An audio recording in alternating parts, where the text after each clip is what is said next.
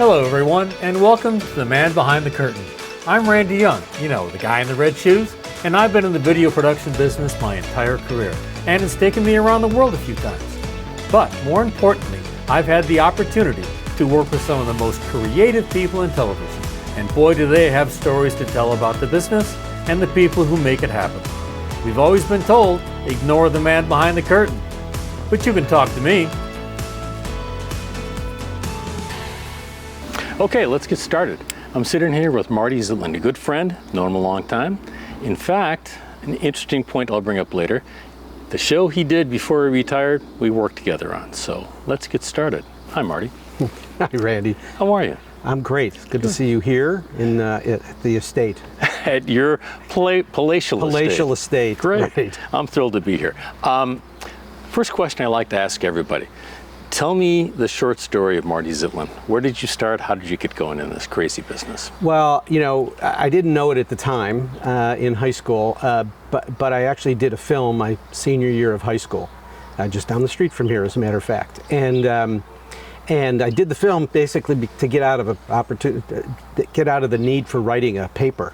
And I said this kind of would be fun, and used a Super 8 camera and got an little editing block and all that, and a partner. I did somebody that I did it with, and so that just sparked me. And then shortly after that, I went to visit my sister and future brother-in-law down at Southern Illinois University, and my future brother-in-law had a roommate that was in the radio and TV department. And I was like, okay, well, I kind of like this stuff, so let's see what's going on. And he showed me around the studio, and I go, this is it. This is what I want to do. And I, in fact, went to SIU for 4 years and graduated and got a job not in broadcast, but in corporate television. But to get a job at that time was kind of a miracle. So it was great to just start off. Your first job. Tell me about your first job in the industry. First job that I got right out of college, as I was saying, was at CNA Insurance, downtown Chicago. And interesting, while I was at college, there was actually on the board, in the old days, before today's world, a long way before today's technologies, there was a posting on a 3x5 card on a bulletin board for a job for a technical director at CNA Insurance. And I'm like, I don't even know what that means, right? But it was in the TV department, so I called, and so. And it had to do something with, it was part of the training department, and they did videos, and they had a studio, and they had a smaller studio, but they were under construction for a pretty good sized studio and lighting grid and control room, and they were actually looking at something called nonlinear editing at this time. This is the mid 70s, so it was really pretty amazing.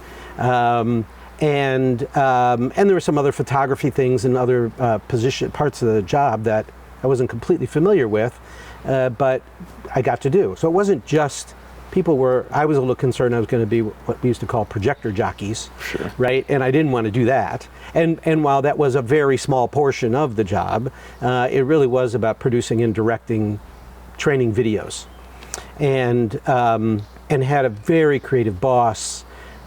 Worked with some really good talent, voiceover talent, and on-camera talent from the Chicago area. So it worked out really well. I put in about 3.5 years there. What was next? Well, the next job actually was kind of, also I would call it miraculous, in that I became the director of broadcasting for the Chicago Board of Rabbis, which allowed me to, again, what do they do, right? And then realized that they produced 4 television shows a week, mm-hmm. basically. And each show was done for free at a real television station, as in CBS, NBC, ABC, and the illustrious WGN. Sure. And so I would do these different shows, and they'd already created the content or the concepts before me for all of them, so I didn't create anything new with it, but I took over as the show producer, and wound up again working with some really top people in the industry who were at these broadcast stations. But one of the shows we did was a children's show called The Magic Door, which people all around Chicago know, certainly in our age group, and some a little bit older and some a little younger. Because while I was there, we actually celebrated the 25th anniversary of the TV show. And it was shown on CBS local only every Sunday morning. 30-minute show, and we used the finest technology at the time of 2 cameras and a green screen, like they did for the weather things, right? But we had a character that was supposed to be the same size as a puppet.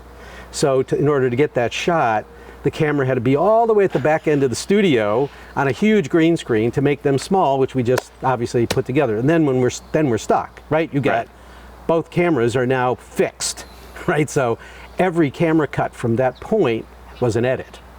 And we edited the show as we went. So when we left the studio after 2.5 hours, the half-hour show was done. Wow. There was no post-production. That's ambitious. It was quite ambitious, and it was, crash editing. There was no, it was like we would talk to the engineer back in the tape room, and they would give us a countdown from the ending point where we knew we wanted it to be, and then we would start, and it would be edited immediately. So it was pretty, amazing, and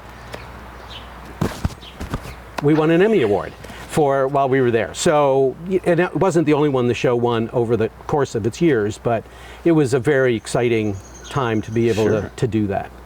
What led you to corporate work and to the agencies? Well, corporate work came, beyond television. So back in 1990, I'd taken a break from TV. The industry kind of went to hell. I don't know how, I can say whatever I want, right? You can.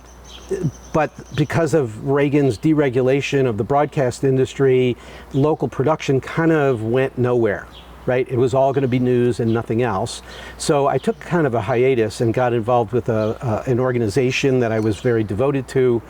This was back in the late 80s, and kind of took a leadership role in that organization and helped develop a marketing campaign. And so I started my own business in order to be a professional fundraiser for this organization, doing some very unusual things. I won't get into it, but it was pretty cool.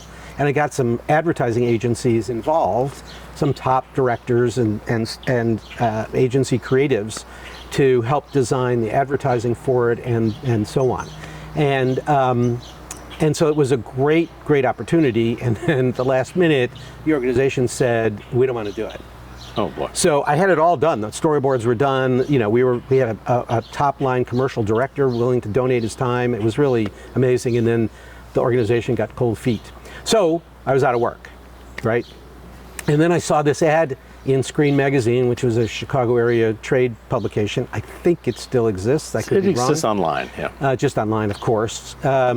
And saw an ad for, it was called Business Theater Producer Needed, Television Experience Helpful. It's like, okay, I have no idea what business theater is, but I do have television experience. So I took the gig, went out to this small, Lisle, Illinois, where the offices were for this company, and met a man who to this day is my mentor. And the other part, going back to SIU, was I had minored in tech theater, never thinking I would use it in college. And now it became altogether, because that's what corporate events and those kind of live events are all about. It's really creating theater and television together, right? So it kind of was like, this is exciting. This is very exciting. Go back to the high school days when you first said I've had a lot of people say, this is not a regular job, what we do. And it's not like sitting behind a desk 8 hours a day or crunching numbers or writing reports or whatever. It's got more meaning, and they use the word passion. Yeah. Would you apply that? Absolutely. There's no question, making that film, I became passionate about telling stories with pictures, right?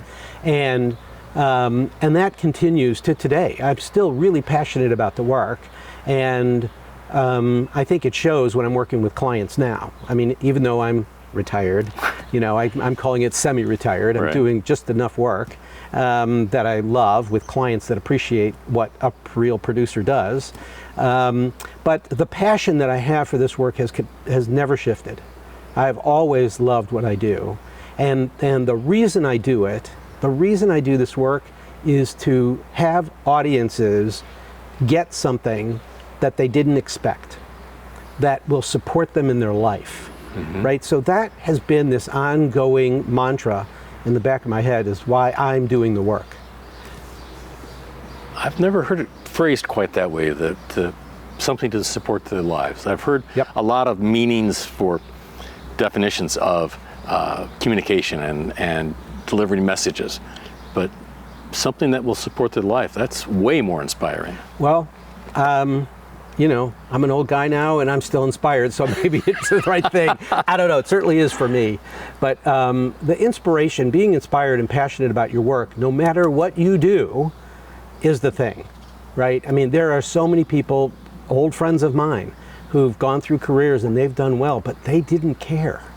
Right. Right? It wasn't, they learned quickly, it wasn't just about the grind and the money. And, you know, they didn't wind up doing things that they were cared about. So they have to take, you know, classes and other things outside of their work to find any passion whatsoever. And your work, our work, I like to say, because I am in that club too. Certainly. It is about a passion. It's about doing something new and interesting. Yeah. And every job is a new challenge. Right. It should be. It should be. If we start doing stuff the same way again and again, boredom hits in. Right. And that's not good for yourself, let alone for the audience. Is it hard to refill that passion? Is it difficult? No. Different jobs, new clients, new ideas? Maybe I'm being a little flip by saying no. Sometimes, yes.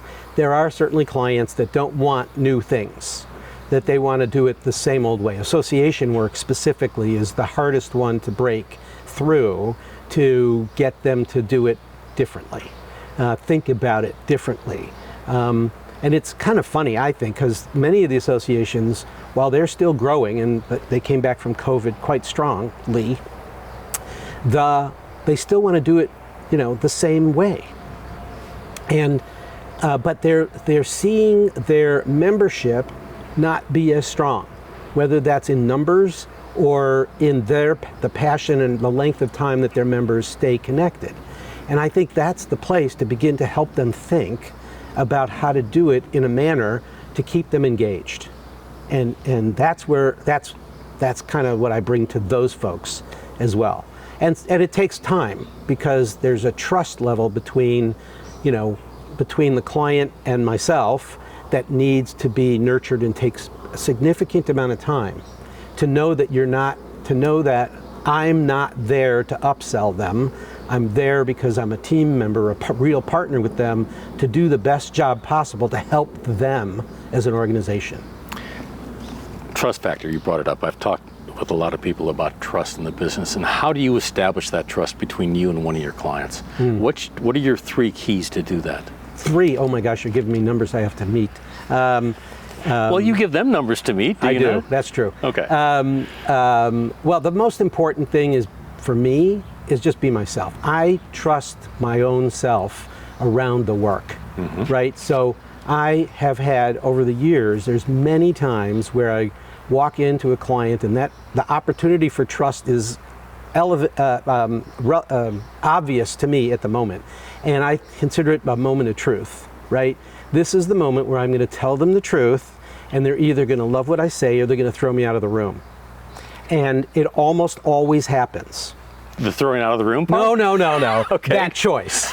Okay. And I have only been thrown out of the room a couple of times, but over the years. But for the most part, and that's when the breakthrough occurs. So that's 1. I'm not sure I have a 2 or a 3. Well, does trust involve budget and managing the money and making sure that you're not overspending, underspending, hitting their goals? Isn't there a lot of trust there? There absolutely is, and giving them options, right, that are still focused on the strategy to get what they need, but they'll, oftentimes you get that early question of, well, how much is this going to cost, right? And I go, well, you have to give me some parameters, because if you go to buy a car, I can get you a Yaris and I can get you a Bentley. Give me some range of where you want to spend, right? Because I will promise you I'm going to spend it wisely. but you need to, and I also don't want to give you options and choices that I know that you cannot, that you're going to love, by the way, but that you can't afford, and then you're disappointed. So it's a really hard line, hard place to find that around numbers.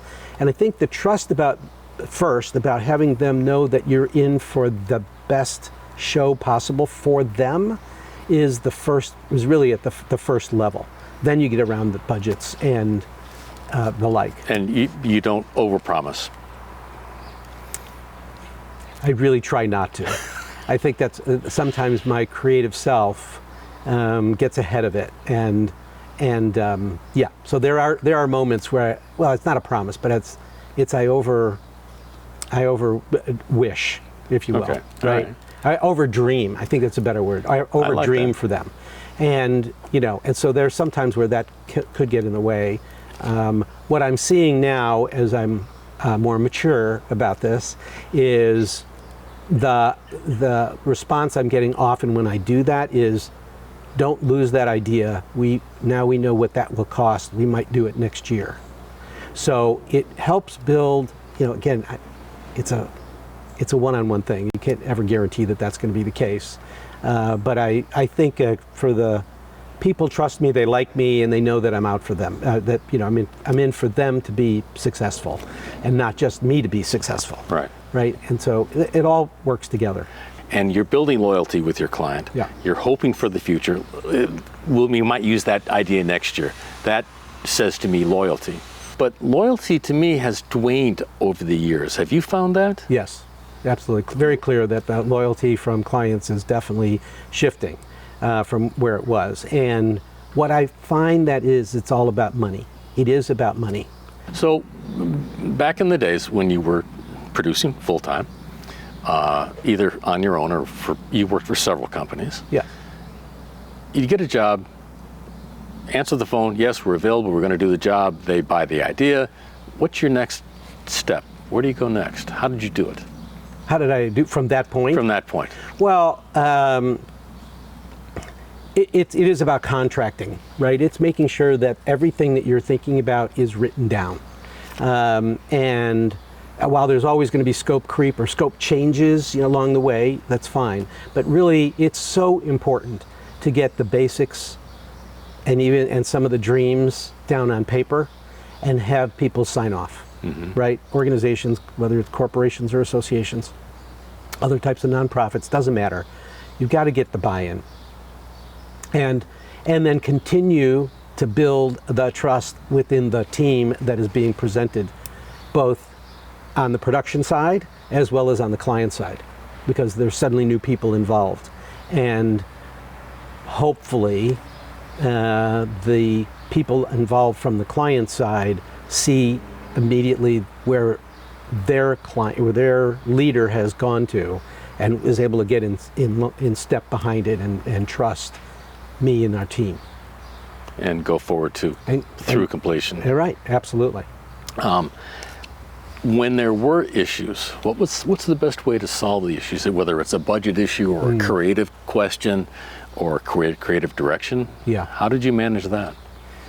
Oh, that's a tough question. But I'll give you a couple of story examples. Okay. Two competing associations in the city of Chicago.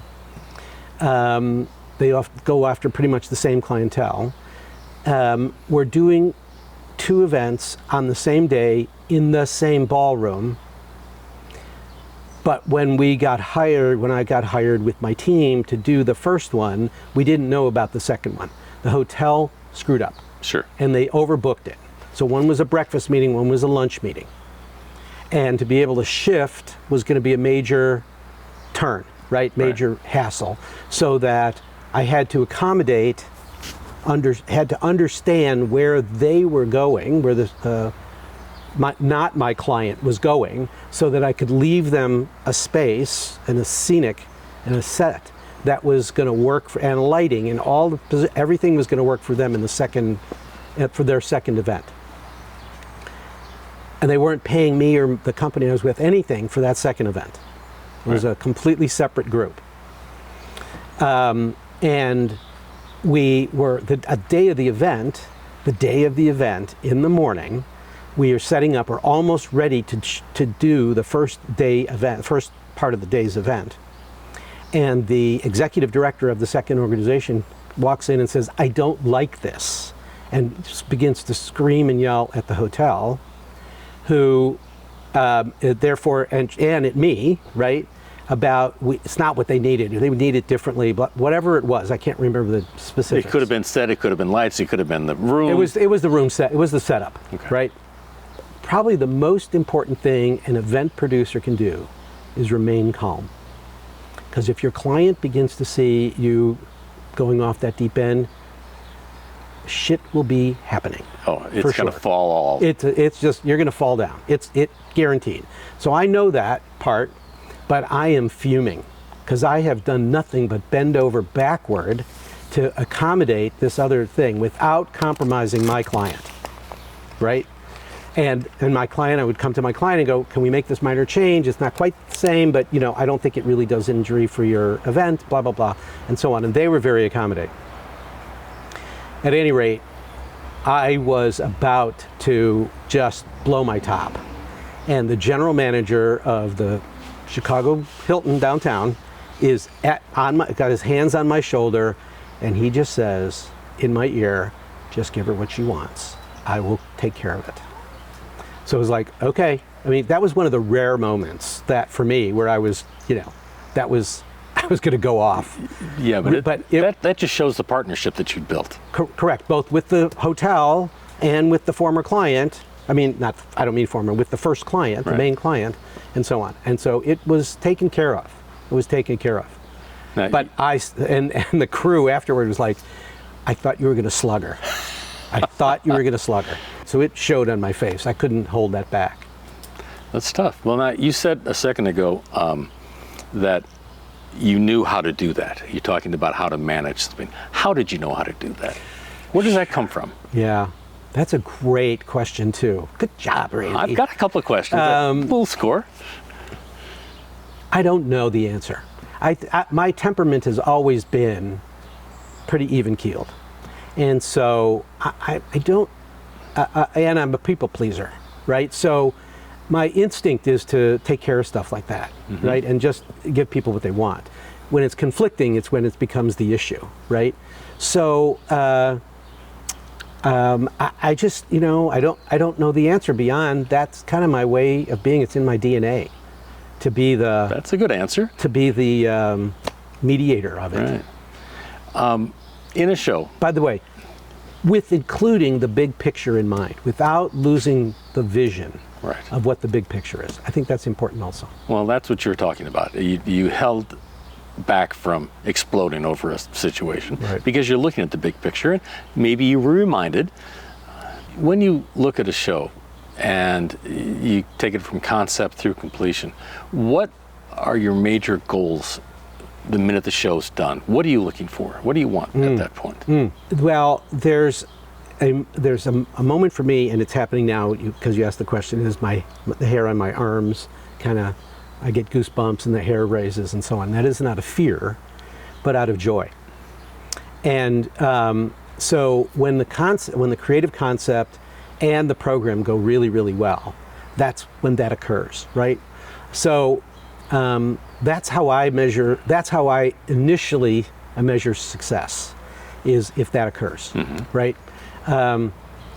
And the other second element of that is the crew gets it too, right? That energy of that success permeates the entire staff, right? And then I also immediately, no matter if my hair's standing on end or not, I go seek the client, right? And have a quick, without interrupting whatever other conversations they're having, but certainly before I leave the ballroom and before they get out, we have a quick conversation about the success of this.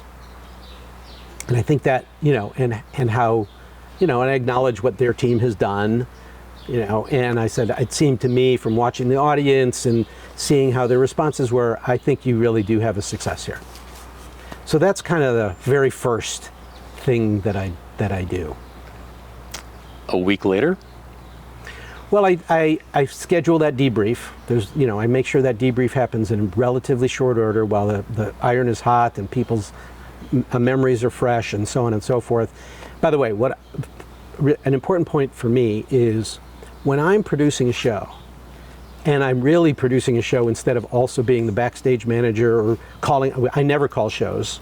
I don't show call at all. I lost that skill early on, and the technology got out of control for me, so I kind of leave that alone. But when I'm really producing a show, I'm able to sit back and while all the other people are doing their work to make the show right, I'm taking notes. What could be better? What did we do wrong? Mm-hmm.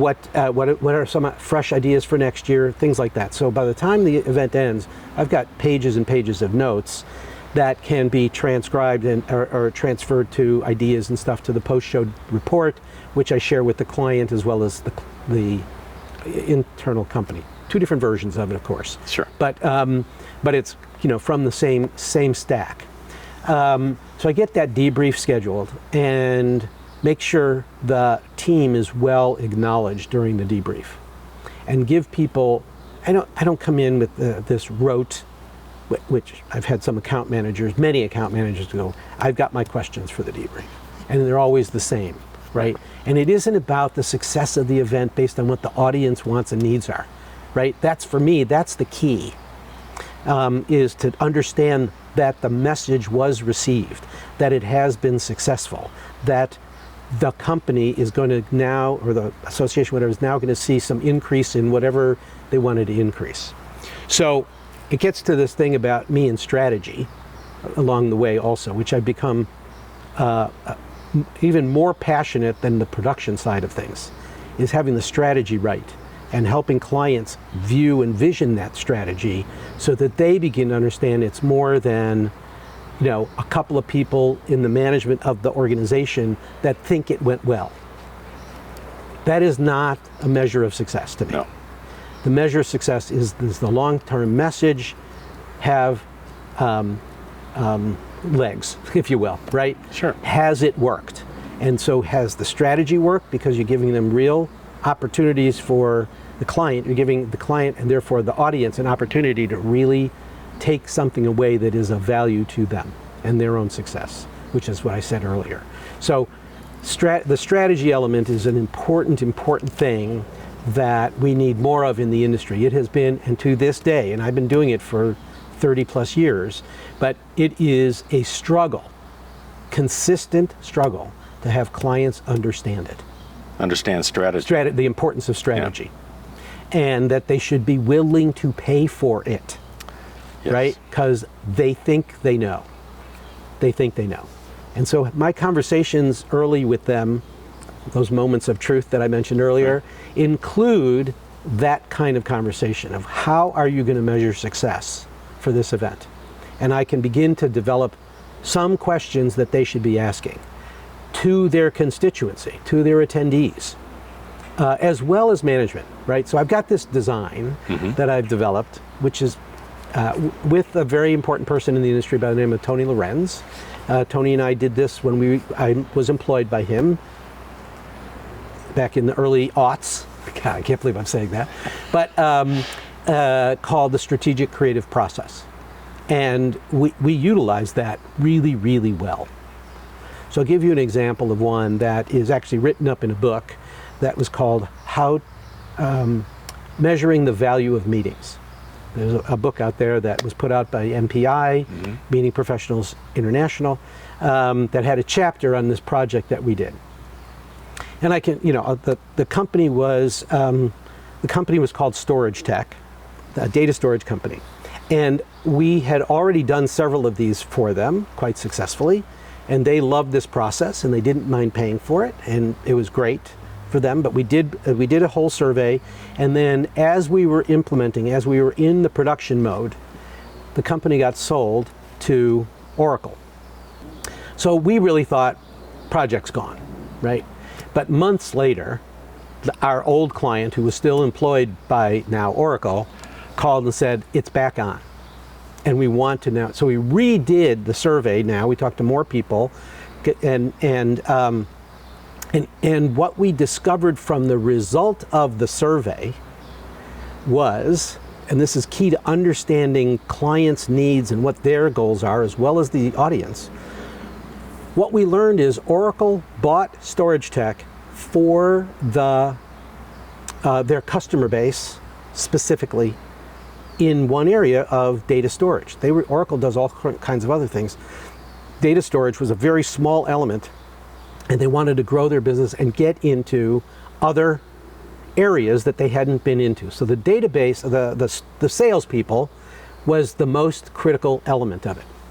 So what we uncovered from the survey was we'd ask the question of how much do you believe in the go-to-market strategy that the new team has put out to you. The number came back something like 8% believed in the new marketing strategy. So that meant, without PhDs telling me, right, this sale's in trouble, because these people are going to walk. There are other companies out there that do this. So these salespeople are going to walk because they don't believe in what you're up to. So from that moment, the strategy of what this event was going to be completely shifted to make sure that number, and there were lots of other things to look at, believe me, but this one in particular, that had to change. So 2 weeks after the event finally got successfully done, or completed, let's put it that way. We didn't know the success yet. We felt it, but we didn't know. But the data came back that same question was asked of exactly the same people, right? And there was no changes in the wording. That number was now 68% believed. So you did your job. So we did our job. That is what sparks loyalty. That's what sparks the opportunity for you to continue to work with a company for years, because who else is going to do that for them, right? Now, we also, out of that opportunity, said, okay, now we've got 2/3 of the company behind the organization, but a third still is on the fence. Right. So what is it that we missed? What is it that they see, blah, blah, blah, and so on. So while our expertise wasn't into the ongoing story, we did make recommendations to the client about these areas in order to get to the other third, and we looked at why they answered the other third, why they answered the way.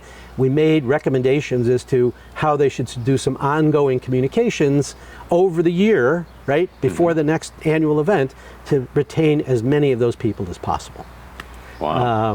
Those are amazing numbers, and I've talked to a couple of other producers who stress the post-event success rates, and not success rates that the curtain went up and down, success rates of how they think, how the audience reacts, and did you deliver the message that you need to deliver, and that's so important. Right. There were companies that I worked at who only said, did our crew treat you politely?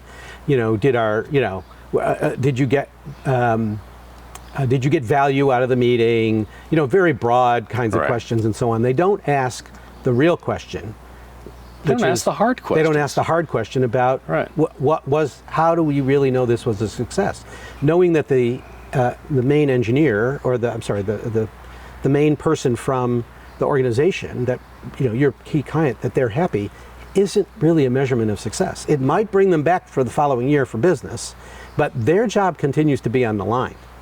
If they spend this $1 million+ on an event and they don't get results, somebody's going to go, you have to change things up. The question they're asking is, did we do our job for you? Yeah. That's the question they're asking, and that's the toughest answer to hear. No question. So we talked about clients, we talked about success, judging success, grading success for clients. Let's take the client out of it for a minute. Now you're the producer of a show. You've got to put together a team. What's your philosophy there? Well, it is a lot about personality, personality and talent.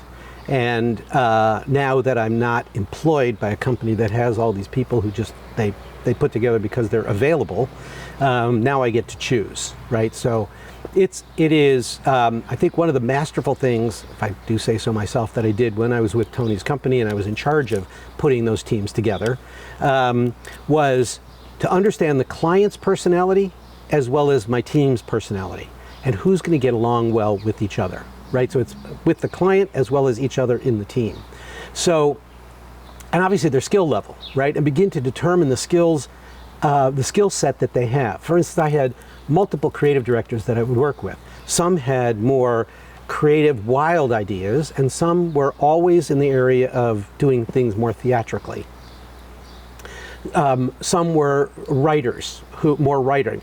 So their speech writing skills were probably highest, right? And so everybody did a good job on the creative stuff, but whatever, but there was always these specialty areas of what this client needs. So being able to evaluate what that is from the client side, as well as have a great base of people to work with, so you can pick and choose and make sure that the team is going to coalesce as best as possible with this project and client, right? That's a critical element of how to go about doing that.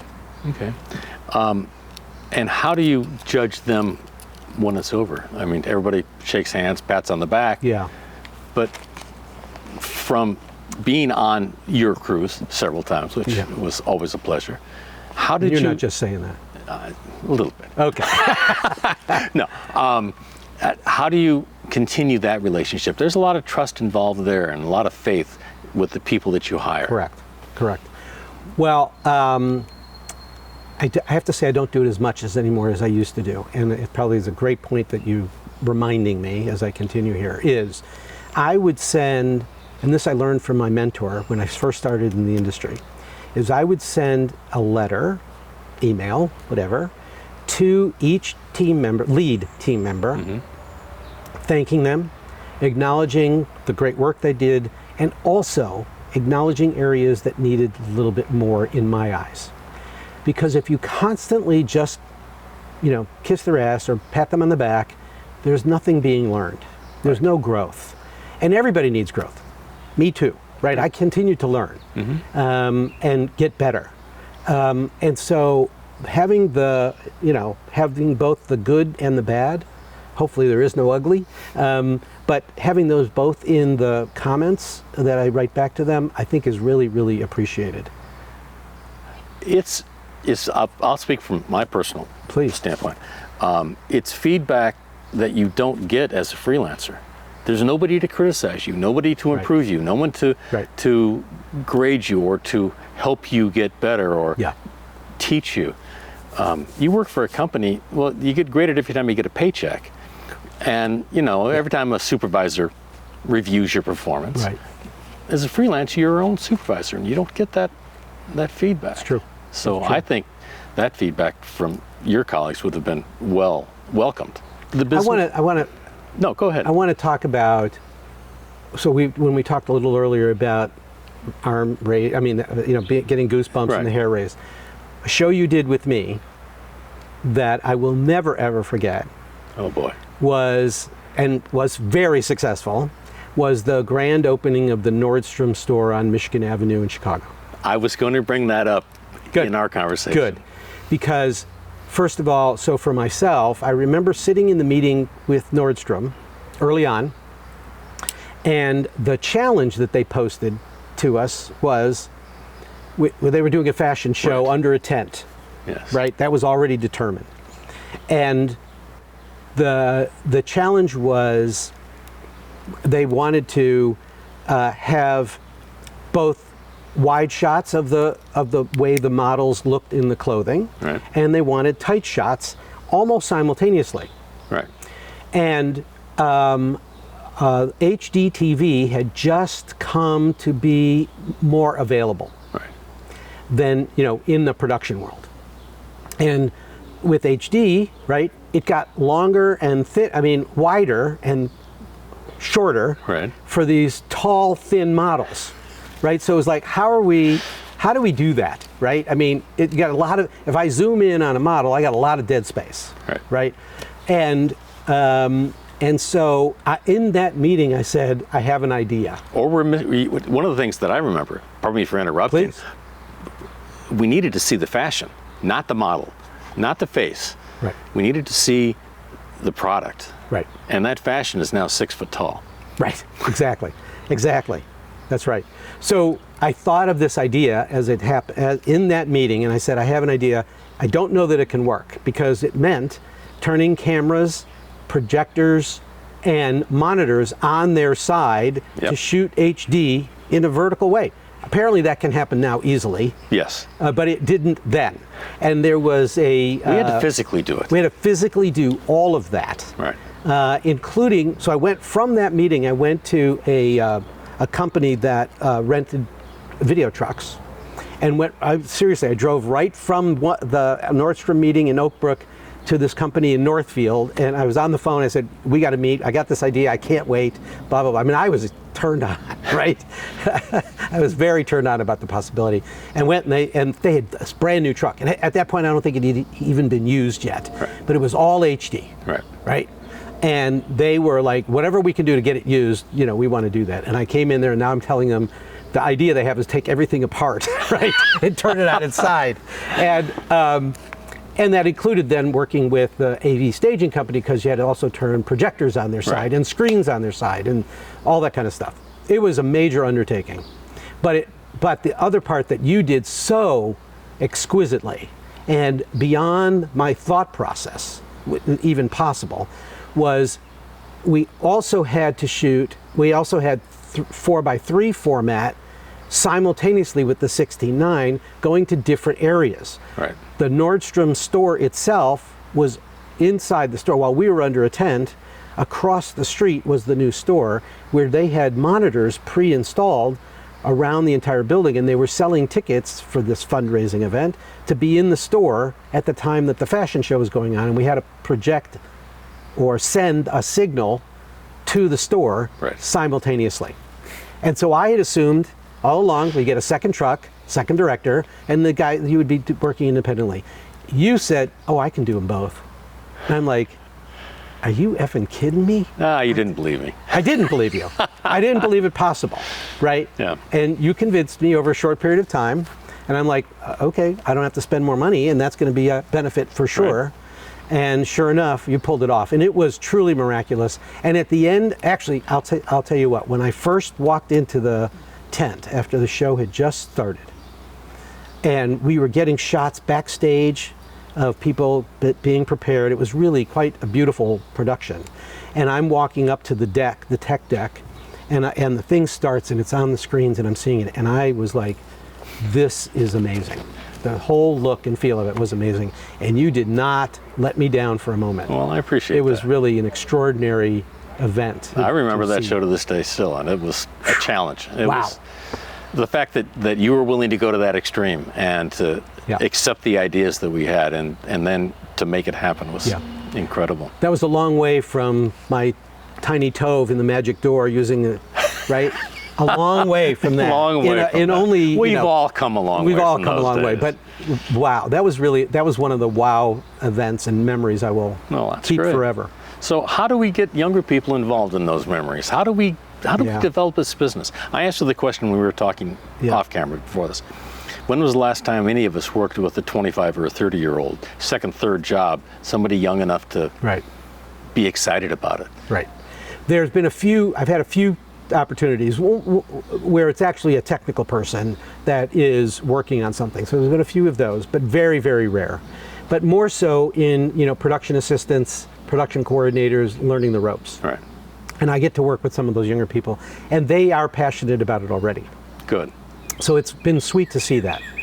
To this day, I am not aware of who and how people get trained in this industry, right? It doesn't exist. So it is a conundrum, right? I mean, I know University of Central Florida, UCF does some stuff, and I believe Arizona State, has a program. I don't know about others. I really don't. That talk about producing live events. That's what I'm talking about. Right. As well as then all the technical things that are, and I put it more like the artists that are needed to support it, right? So it's really an interesting thing that doesn't exist. Why, I don't know. I did have the opportunity in 2019 to teach at a hospitality school in Lyon, France. Wow, nice. These students were culinary and hospitality students who needed to have some basic understanding of what the meetings industry was about. Sure. And so it was a challenge to really come up with what is it really going to be about, right? And how do I engage them in such a way? So, but it was a fabulous experience. It wound up being a fabulous experience, and noted that European students, or more global students, learn and support each other in a very different way than they do in the United States. I had taught at Columbia College a couple courses, and at Kendall College a couple of courses. And all of them I left personally being underwhelmed by the student.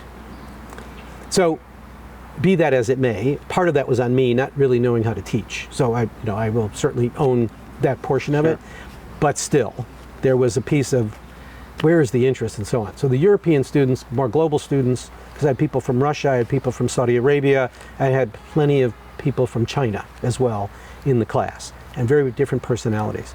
But the thing that they did, that, I mean, in those 5 days, I built up teams. So I don't remember, I made 25 students, something like that. And we had separate teams of 5, so 5 teams of 5 people that they knew right from the beginning. They knew what the final project was going to be and what they needed to do. And on the last day of the exam, which was them doing a presentation, right? And I go to the classroom in the morning, and all the other days I've been there, I'm the first one there. I get there, the classroom is filled. They'd been there for hours, and they were all looking at each other's presentations and helping each other be better. It was moving, and their work was brilliant. I'm talking about brilliant. I mean, this was only, 5-6 years ago, and so I was already a seasoned professional. But their work and their thinking about how to do this, and it was amazing, absolutely amazing. I do know a couple people stayed in touch after that and went to work for big companies in the event world and so on, and they were successful at it.